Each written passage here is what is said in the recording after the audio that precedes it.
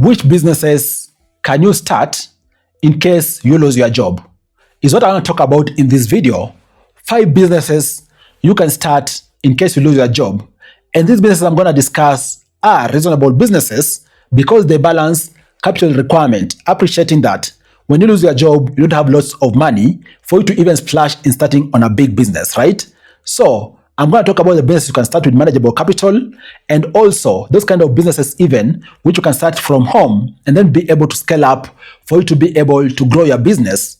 And this is very important because the job market has become very fickle. People are losing jobs day in, day out. But then again, just because one door has been closed, it doesn't mean all the opportunities you can tap into have been closed.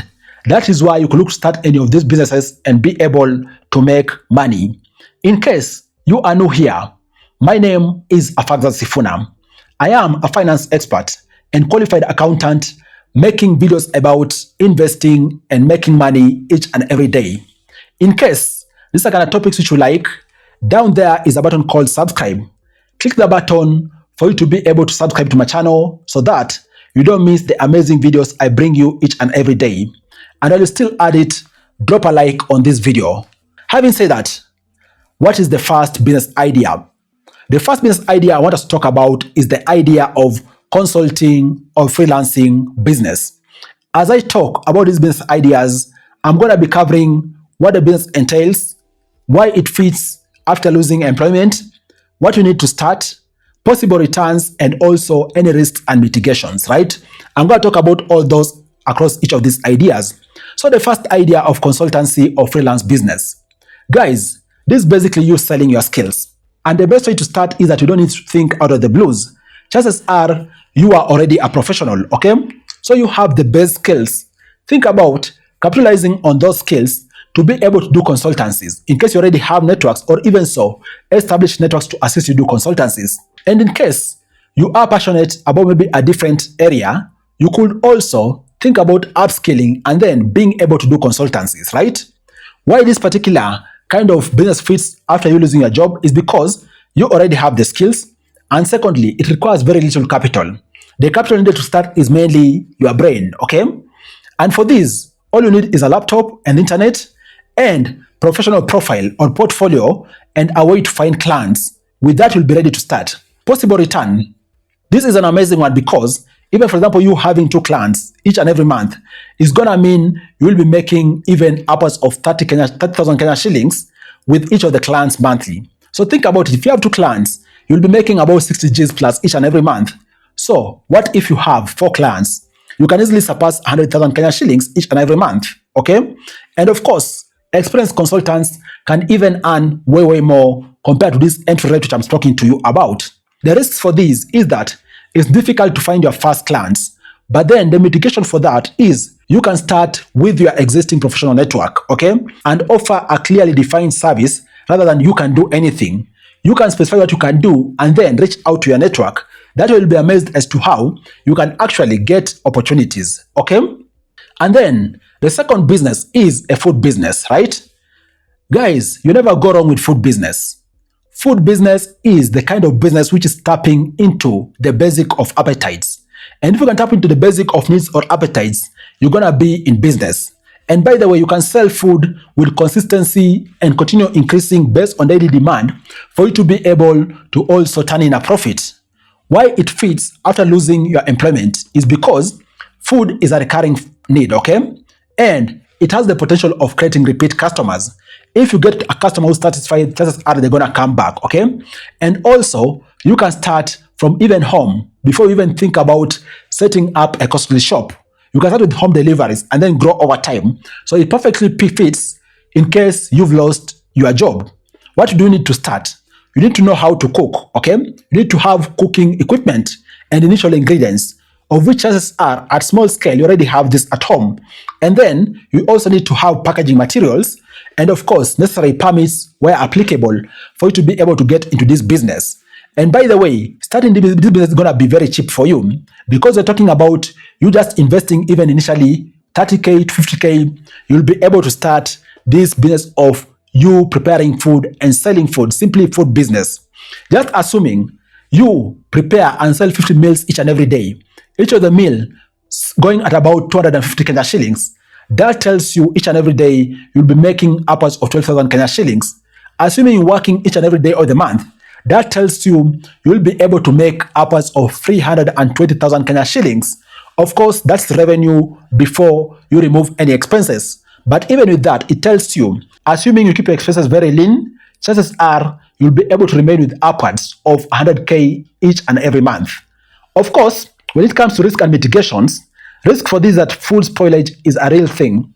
Most of the initial days, as you're going to be gauging demand and getting customers on board, you might experience some food spoilage, but then again, don't be extremely ambitious when you are starting. Start small and then scale up, okay? The mitigation for this is, of course, produced based on orders, as opposed to you cooking huge chunks of food and then sitting there with the food, okay? And then the third business which you can start is the cleaning business of offices and households. Why this business is a key business is because providing residential and commercial cleaning services is something which is in demand throughout. Out here, apartments are cleaned each and every day, okay? Offices are cleaned each and every day. And this kind of job perfectly fits after you lose your employment because it has relatively very low startup costs. And then secondly, customers can become recurring clients, therefore creating predictable income, which you most likely looking for after you lose your employment. What do you need to start? You need to have cleaning equipment and supplies, and of course also transport and a way of marketing your services, because you need to move initially as you are looking to tap into clients. To give you an example, even assuming you just get a few clients, each of them paying you maybe 2,500 Kenya shillings each and every day. In case in a day you have free jobs, that is going to mean you're going to be making upwards of 180,000 Kenya shillings monthly from you doing cleaning services, which of course they have very little costs when it comes to the detergents which you're going to be buying. Simply put, the upside on this business is very high. Profits are very high. And given that's the case, also in areas which have high profit, also many people get them. Therefore, the only risk with this business is that there is very high price competition, okay? And therefore, for you to compete reliably, you need to have very high professionalism, right? And then think about recurring and enhanced service package. Don't just go there saying, for example, you are doing one thing. Think about service package so that the people you are serving feel like you are better compared to your competition. And then the fourth business, which you can look to start after losing your job, is online reselling or e-commerce. What business am I talking about? Is a business of basically you buying products at wholesale price and then selling them at a markup, okay? You need to focus on products with proven demand, because also you don't want to have a situation of you having idle stock and then you can flip those for you to be able to make money. Why does it fit very well after you've lost employment? It's because you can start at home, and then secondly, you can test products at small scale before you go in and then scale up or put your capital on them. You can start by maybe buying one or two products, right? And then try to market them online or market them through whichever venues out there. And then once you've confirmed there's demand, then you can start increasing the volumes of the products you are purchasing. All you need for this is you having a smartphone or a laptop, you having the initial inventory at small scale, of course, you also tapping into reliable suppliers, and then social media presence or online marketplace presence, whereby you're going to be pushing your products to the market. Of course, as I've said, start small, buy small, and then scale up over time. And the beautiful thing with this is that this is the kind of business where, guys, you can easily even gross upwards of 20-30% profit per each of the thing you are selling. So assuming you sell maybe 100 things, right, in a month, and each of them you are making a margin of 700 shillings, that tells you can easily make upwards of 70K in profit on a monthly basis. Of course, starting is going to take time for you to be able to scale up, but then if you are dedicated, you keep going at it, be sure in a few weeks, even 2-3 weeks time, you start having reliable clients, okay?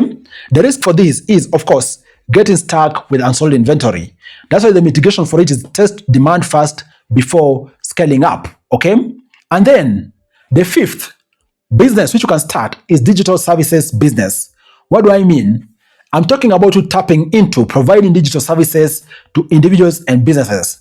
Digital services could be things like, for example, social media management, video editing, graphic design, photography, website creation, bookkeeping, you name it. All these are actually digital services which businesses out there need.